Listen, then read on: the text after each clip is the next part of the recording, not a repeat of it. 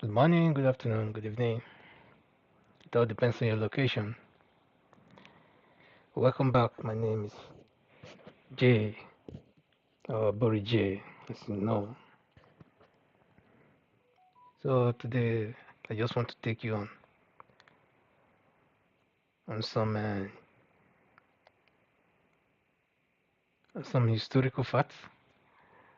Then we'll come back again to Nigerian issues that are taking place, especially on the evacuation in Sudan. So which the federal government has actually refused to do nothing about. So, but thank God, we have some Nigerians who are willing and ready to help out. So on the issue of yes, a man, this man was deeply involved in the slave trade back in the days. You know, in the 18th century, this man was born. In the 19th century, this man was a big uh, a big criminal. You know, in the West African slave trade.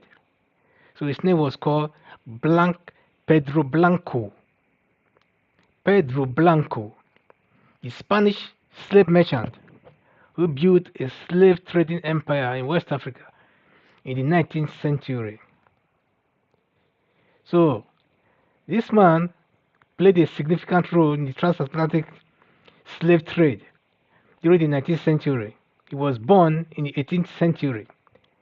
Blanco built his fortune by establishing a slave trading empire in West Africa, where he operated with impunity for several decades. Spanish man, oh, hmm. That's why sometimes I start to ask you, what were they actually looking for? So it's the same thing that they are still looking for today when you are seeing them today doing bilateral this and that, coming to Africa or try to dictate to you on how to run your life, how to run your democracy and stuff like that. You know, if they can steal human beings as at that time, stealing, brutally, killing, do you think that these things were done with plain eyes or with soft mind or with a handshake? No. They were done either from the top or at the top or whatever. They have their gangs of recruits and things like that, just like you know, recruit criminals and stuff. You know, working for them, waiting for their masters to come and say, start gathering these people, I'm coming. Then they take their ship and they go enter the high seas. So, and at the end of the day, when they finish with those slaves or with those goods, then they decide to either take those workers with them again and resell them also as slaves. So they were using our own people to steal our own people or to kidnap our own people because they gave them gun and they equip them with everything that they need. They go to the villages and to the bushes or to the to the farms. They kidnap people, they gag them and stuff like that. They just take them away just like that. It's not like that the kings were always selling slaves all the time as they want us to believe that our people sold our people as slaves. Although that might have taken place, in some areas, but it's not all, it's not all, it's not all truth, that it was done by the kings and what have you and things like that. So this one, this man left his own abode. In fact, this man was in Cuba. He left Cuba then to come to Africa because the slave trade was already going on, and he came and really established, a big fort. A fort is a big building where they keep slaves like on the ground and stuff like that. It's just like a cargo house. This one, this one happened to be a human cargo house. This man was born in 1784. So his involvement in the slave trade started in Africa in 1822. After previously managing a sugar mill in Cuba, he sailed to Africa, on the Conquistador, Conquistador. That is it's the name of a ship. It's the one of a ship.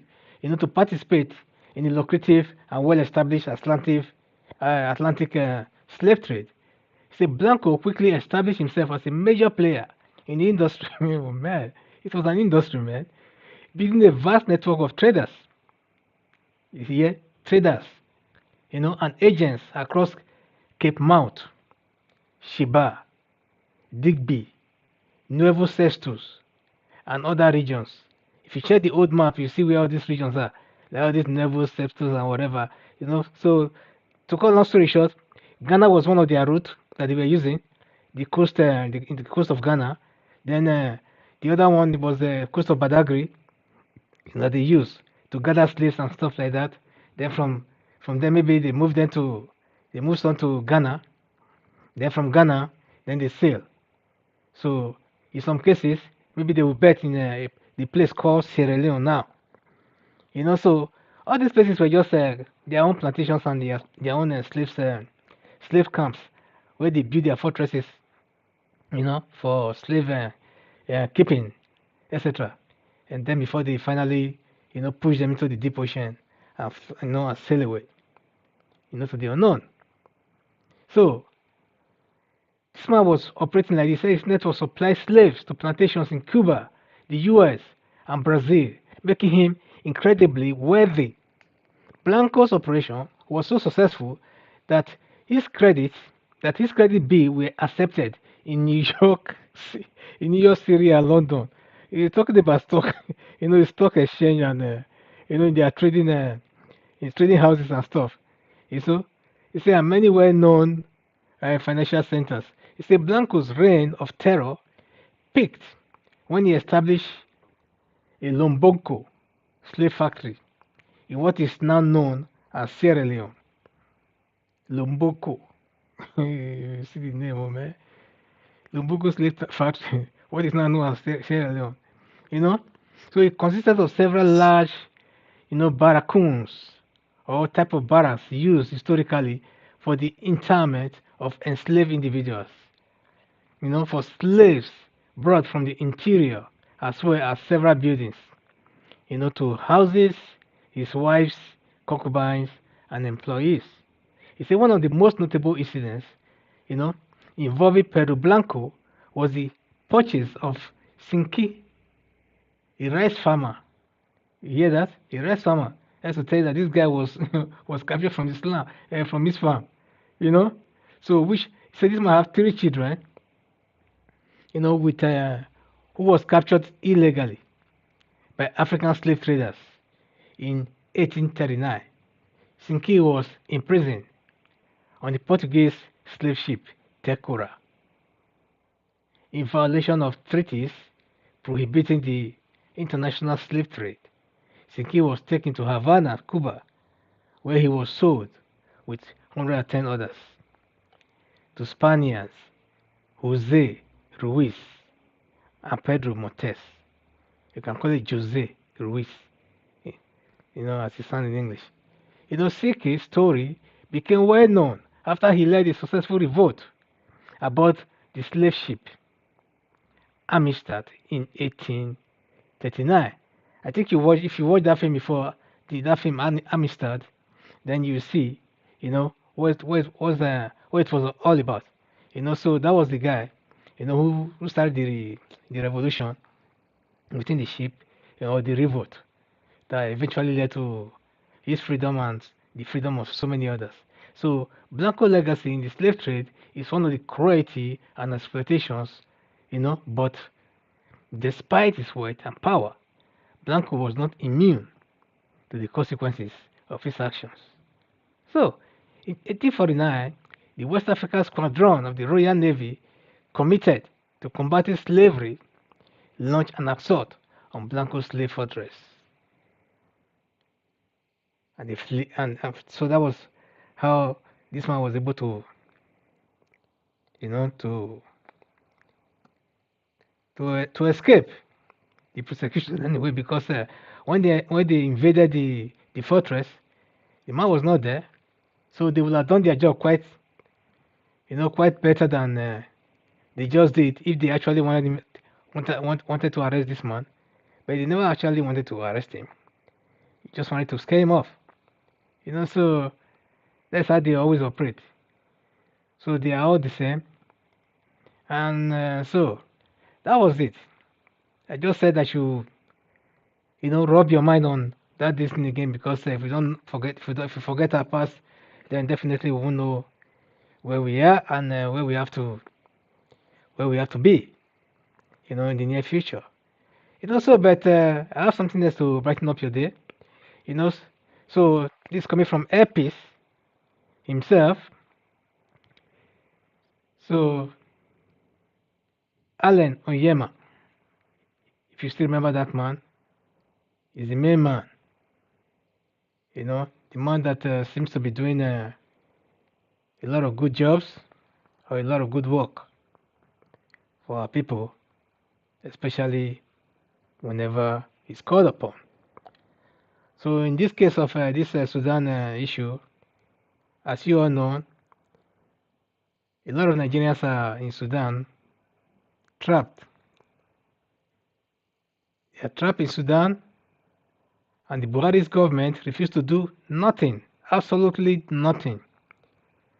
All they are doing is just killing time, waiting for their own time to expire so that they run. Those who are running to UK will be running to UK. Those who are running to Saudi Arabia or running to USA or running to Dubai will be running. So they don't really care about whatever happened to Nigerians in the UK or in Sudan or any other kind of war war-torn country and what have you.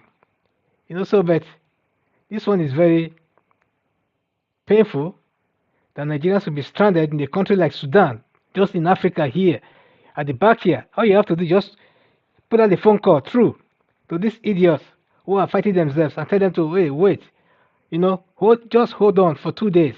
Let me fly my citizens out of your country, into safety. Then you cannot start killing yourselves.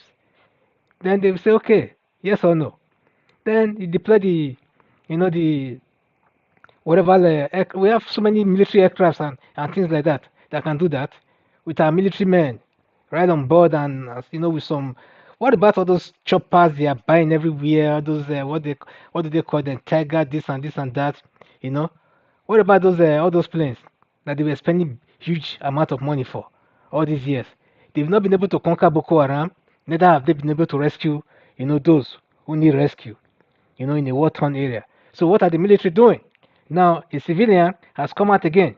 In the person of Alan Oyema, the airpeace man, that is the airpeace boss, that he is willing to deploy his aircraft to evacuate Nigerians for free. I say for free. Just yesterday here, Nigeria was the government was talking about, okay, they are not going there now until whatever. Then the other guy, the other woman, and this Abike Debiri was also talking all kinds of jazz. Then late yesterday that they came up again and said, okay, now they've approved some loans, in order for them to be able to evacuate them, with buses to Egypt, not even to Nigeria, to Egypt. But this man is saying, I'm volunteering and I'm going to give my time, my money, my resources to evacuate Nigerians for free from Egypt. So let's see what they have to say here. Well, quickly. When we had issues in South Africa, you have to evacuate Nigerians. When there was COVID, you have to evacuate Nigerians from India and elsewhere. You keep doing this. And yet this same country has not deemed it necessary to give you national honor. What motivates you? Now you're saying you want to help Nigeria evacuate people from Sudan. On this program last week, Professor Bolaji Akinyemi said, I look forward to Alan Oyema helping to evacuate Nigerians, but they have to pay him. What motivates you to keep giving? Well, to me, it's even a privilege. To be allowed to contribute my quota to my country. In fact, I'm a good adherent of what can you do for your nation and not what your country can do for you. So at all times, Nigeria is a country of about 378 ethnic nationalities. This is supposed to be our strength. The diversity we have today is an envy to all. It pains me that we have not been able to weave the country together in over 60 years of our independence. So it pains me. So whatever I have to do to encourage people to come together to promote unity and at the same time encourage broad nationalism as against ethnic and religious nationalism which we have in this country. That is why I do it. I do it because I love this country. I believe we could be better than what we are having now. 378 ethnic nationalities. This is a source of strength. Meanwhile, we are not harnessing that. Instead, this blessing God has given us has become an albatross of a kind, and it pains me.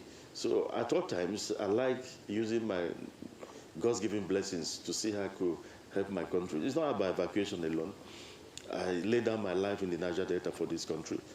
To me, to date, that is my greatest service to this nation, because Boko Haram would have been a child's play. But I laid down my life and got Niger Delta sorted, and today everybody's enjoying. People have forgotten all that. So a lot of people are talking about my intervention during evacuation, during the COVID time, Thailand, India, Malaysia, Indonesia, because Nigerians were destroying our embassies over there, and I felt that was a great disservice to the image of this country, and I sent in my jets to go and bring them back home during COVID. I feel personally honored to even to be allowed to do that. So it's not a publicity stunt, because I've been doing it right from secondary school through the university, trying to do things. My own activism is centered on trying to bring Nigeria together, because I believe it's something that we should all be proud of. However, it pains me that my gesture has turned and has started causing some kind of problems everywhere in the social media. People are trying to bring ethnic angle into it. For those who are supporting me, the Igbos who are rooting for me that an Igbo man is going to do this, do that, please stop. And for other people from other tribes in Nigeria other than Igbo who have something or the other, or one or two things to say about it, stop. It's a Nigerian thing. It's not Igbo, it's not Yoruba, it's not Hausa. I don't want a good gesture to be turned into ethnic debacle. It pains me. Well, it makes me uncomfortable to the extent that I might not do this again, because I want to promote unity, not to cause disunity with my gestures. Absolutely. And I do hope that these talks would not discourage you from doing good work in Nigeria. We need more Nigerians like you to do more, in terms of social responsibility, helping out where needed. But I'd like to ask you, I want to assume that you're working at least with some form of support or collaboration with the Foreign Affairs Office of Nigeria. What kind of government support have you had since you made the offer to help evacuate Nigerians from Sudan? And when is the time frame? And finally, in terms of that question, for Nigerians who might be watching from Sudan, how do they access? You already have the numbers set in, or how do they access this service you're giving for free? Okay, I've been on the phone with the government officials. I've spoken with the Foreign Affairs Minister 2 days ago, and I've spoken with the Nigeria's ambassador to Egypt, who is the one covering Sudan too. I've spoken with them, and this morning I was on phone to the DG of NEMA, the National Emergency Authority or something. I've spoken with him, and we are planning to deploy on Friday. I wanted to do it today, if possible, but I was told it will take 2 days before they get to Egypt from Sudan by road. Last night they told me the buses had left, but it will take 2 days. I wanted to deploy this night. So I'll be deploying on Friday, and maybe on Thursday night I might send about 3 jets out to Egypt, if possible. I just pray no country will delay us with overflight permit issues, so that we can get there on time and start moving our people immediately. I may send in about 3 planes at a time. So all this one, the evacuation will take place. It will start on Friday. Okay. So all this one you've always done, is it that with no input from them, it's just you doing it of your own accord, putting yourself up on the line for it? Because this is national service, and this is heroism when you look at it. you know. So this one, you're deploying 3 jets. Are they going to pay you for it, or it's just your own volition, what you can do back for the country you love? I told them, and just as you must have read in the media, it's free of charge. They're not paying you anything, no recourse to nothing from the federal government. It's just you giving back. Yes, I've never asked anybody to give me a dime, and nobody has offered me. Well, Mr. Onyema, our main subject is Sudan, right? Evacuation of Nigerians that are stranded, and your contribution to help stranded Nigerians out of Sudan. But let's talk about the airline industry. There's so much there. You know, your association, Airline Operators of Nigeria, of which you are vice chairman, has been talking about ease of doing business, you know, government making things easier within the aviation industry, and then the threat from, you know, Ethiopian Airlines with regard to Basa. What are your expectations as we prepare for a new administration on May 29?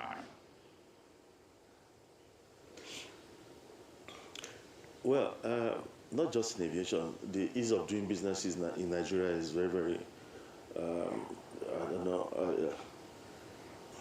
it's not something we should celebrate. This government, when they came to power in 2015, made it a point of duty to make sure the ease of doing business. I think it was the vice president that it was anchored in the office of the vice president then. At first, things were working, but after some time, issues nosedived. It has to be improved. You bring in, for example, in aviation, spare parts on AOG basis, aircraft on ground all over the world. You don't need to pay before you take that part out because an aircraft is treated like a human being. So an aircraft on ground is like dying, so you need to resuscitate it immediately. All over the world, you bring in these parts, you take them out immediately and make sure the aircraft is flying. Over here, sometimes you bring it in and that part might be there for another 2 weeks. The aircraft is grounded for those 2 weeks, so a lot of revenue. Sometimes there's this one they call the one that has to do with the Office of the National Security Advisor. It has to do with some dangerous parts on the airplane. Like some parts of the plane could be termed explosive. So you need end user certificate. I remember one of my airplanes being on ground for 2 months before we were able to get that, to bring in the parts. So things like that. Yeah, so ladies and gentlemen, the issue here, actually, you know, that we are trying to touch is that the gratitude, you know, that we have to show towards this man that has made it, you know, mandatory on his own part to always help Nigerians out whenever they are in a fix. So my question is he the only man that have a private jet in Nigeria, or is he the only man that is operating air, you know, let's say air transport operations in Nigeria? You have a lot of them. What about all these companies like Aero Contractors and Arik Air and all kinds of air, you know, and things like that all over Nigeria? What about these billionaires and stuff? What about this so-called richest man in Africa, Dangote? You know, has he ever done anything like this, of this nature? No. These people only care about themselves. They don't care about other Nigerians. They don't. In fact, first of all, they are squeezing other Nigerians and benefiting from us. You know, whether knowingly or unknowingly. You know, at our own expense, they are getting richer and richer, and fatter. But what is so special about this man is that he's the only one that always comes out, you know, to volunteer. Ordinary volunteering. You have some things that can help out a fellow Nigerian or fellow Nigerians, you know, from a trap situation. Yet you just won't do that. This man is never called upon before he start doing what he have to do. You know, and he never asked for anything. And before you know it, he will be the one that will be hunted down again by the same government. Whether this government or another government that is coming, one of these days we hear it. Because you remember that this man was having problem, or the government was having problem with him at one point in time, about maybe a year or two ago, without recourse to whatever thing that this man must have or the company must have done. They will just come up and cook up some things and whatever because they just want to, you know, get some, some money from you. And if you start to, resist them, the more you resist them, the more they come with, with so many other forces and cook up bullshit, either to rubbish you or rubbish your image. And this man is not a politician to start with. He's just an ordinary businessman. And he has been doing this thing now consistently. Malaysia, Indonesia, all the share, he has done them all. South Africa, India, and during the COVID season also, and now Sudan. You see, that's it. If it were to be Nigeria, that things like this are happening in some countries, or to some countries nationals, I guess even Nigeria's country, Nigeria as a country, we even say, oh, one stupid Nigeria leader will say, oh, use the Nigeria Airway or Nigeria airline to go on, return these evacuate these citizens. This man also has also done Libya, returned a lot of Nigerians from Libya, all for free. What else do we need from men to prove that they can do some things for their fatherland without being asked, or without, crawling and shouting arakadede before they do this thing when they know that it's the right thing to do? So this man today, as we see, it's one of those few Nigerians, who fit into those profiles of people that we actually want to be a leader. But I mean, it's not a politician. So, but he's still playing his own role, from his own little, from his own little angle, and contributing, to the development of the country and saving lives as well. By saving one life, it's like saving 1,000 lives and more, because that life is going to give birth to lives and lives and lives and lives and lives. You understand? So what I'm saying here is that we have to give kudos to this man, for his good work, that he continue to do. And the federal government at least should sometimes be shameful to at least recognize, some good work, not only by giving him some national honors and what have you and things like that. At least give the company some good contracts so that this company will continue to prosper and continue to strive, because this is a Nigerian company that employ Nigerians. I guess if this man were to be a foreigner, for example, one Oyibo from nowhere, hey, by now they would have been honoring this man all over the whole media, all over the whole places and stuff like that, inviting him here and there, calling him, telling him all kinds of this thing, giving him what do you call it, GCFO and what have you, Order of the Niger and what have you. But now it's an Igbo man. Or just say because it's a Nigerian, it's a local. They don't seem to care about whatever thing that he's doing for the country. They just say like one of those things. Yeah, you feel like doing it, let him do it, because they are not getting contract to assign him to do it. If they are getting the contract, within the ministry, then for them to go there and start to, make all kinds of deals by saying inflate the numbers of Nigerian citizens in Sudan. How many do we have there? We have 1,000. Okay, please can you just write that it's 10,000? You don't worry about every other thing. We do all the paperwork. Then once the man say yes, okay, then okay, we have to say okay, one, it costs us maybe $10,000 to evacuate one. Then everybody will say, oh yeah, and they put that this thing here. Oh, because the boss will eat, secretary will eat, and vice and this thing will eat, and the treasurer will eat, and what have you, and the ministry and the ministers, and you know how they do it. Even the Abike, or what do you call it, Adebiri, he said that she just said yesterday that okay, now this thing has just came out that the budget has been approved. Which budget? For buses, to run buses. Brothers and sisters. I tell you, this whole thing is just so funny sometimes that you have to actually speak, the way you're supposed to, because these people, they are deaf and dumb are the ones running the government right now. We just pray that they get the hell out of that place and let people who are capable, you know, then maybe have a try again and see where they lead us to. So we hope that this time they will take us to the promised land. So let me end it like that, and we hope that the journey, for those who are coming back home, from Sudan to Egypt, will be, smooth without any problem. That's all I will say. So thank you, Alan Oyema. Thank you to Epis. Thank you to Nigerians that care. May God bless you and bless you all. So, ladies and gentlemen, if you've not subscribed to this channel, please do so.